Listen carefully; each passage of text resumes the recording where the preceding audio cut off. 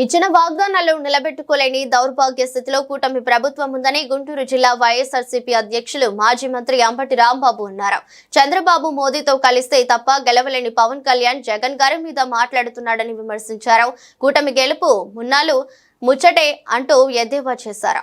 మేము దూషిస్తే మాత్రం ఏం అనుకోమాకండి. జనసేన నాయకులకి, జనసేన కార్యకర్తలకి, పవన్ కళ్యాణ్ గారికి, మళ్ళీ కొత్తగా వచ్చిన ఎమ్మెల్సీ గారికి చెప్తున్నా, మీరు దూషిస్తేనో మీరు విమర్శిస్తేనో మేము ఓర్పుగా ఉండాలి. మేము ఏదన్నా మాట్లాడితే మాత్రం అరే బ్యాట్ ఊరుకొని చెప్పులు తీస్తాం, పంచలు లాగుతాం, సన్నాసులు, ఎదవలు, సుంటలు అని మాట్లాడమాకండి. మీరు కాస్త ఓర్పుగా వినండి.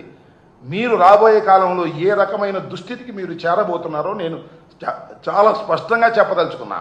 అయ్యా లోకేష్ గారు, అయ్యా పవన్ కళ్యాణ్ గారు, ఇచ్చిన వాగ్దానాలను నిలబెట్టుకోలేని దౌర్భాగ్యమైన పరిస్థితుల్లో ఉండి ఇవాళ జగన్మోహన్ రెడ్డి గారి మీద బురద జల్లే కార్యక్రమం.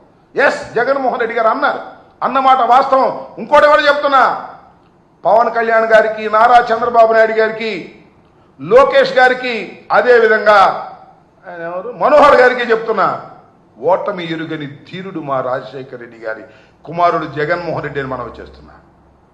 3 సార్లు పార్లమెంటు సభ్యుడిగా 3 సార్లు శాసనసభ్యుడిగా గెలుపొందాడు. 2 సార్లు పార్లమెంటు సభ్యుడిగా గెలుపొందినటువంటి వ్యక్తి జగన్మోహన్ రెడ్డి గారు. అంత ప్రజాబలం కలిగినటువంటి జగన్మోహన్ రెడ్డి గారు, మేము 100% స్ట్రైక్ రేట్ అంటాడు ఒక ఆయన. అవునా, మీరు 100% స్ట్రైక్ రేటే. మా ఊర్లో ఒక ఆయన ఉన్నాడు, ఏమండి ఎంత పొలం ఉందని అడిగాం. 351 ఎకరం ఉందండి అన్నాడు. ఏమయ్యా నీకు 350 ఎకరం ఎక్కడ ఉంది? నాకును చల్లపల్లి జమీందారు గారికి కలిపి 351 ఎకరం ఉందన్నాడు. ఏమయ్యా నీకెంత ఉంది చెప్పండి. నాకు 1 ఎకరం అండి, కడమ మొత్తం మా చల్లపల్లి జమీందారు గారిది 2 పక్క అమ్మటే ఉంటాయి, అందుకని 351 ఎకరం అని చెబుతారండి అన్నాడంట. అట్లాగే నీకు స్ట్రైక్ రేట్ ఎక్కడుందయ్యా? నువ్వు, చంద్రబాబు, మోడీ కలిసి వస్తే నీకు స్ట్రైక్ రేటు రా, సింగిల్ కదా. నీ పర్సంటేజ్ ఏంటో తెలిపోద్ది, నీ కెపాసిటీ ఏంటో తెలిపోద్ది. 2 చోట్ల నిలబడ్డావు, తుక్కుగా ఓడిపోయావు సింగిల్గా.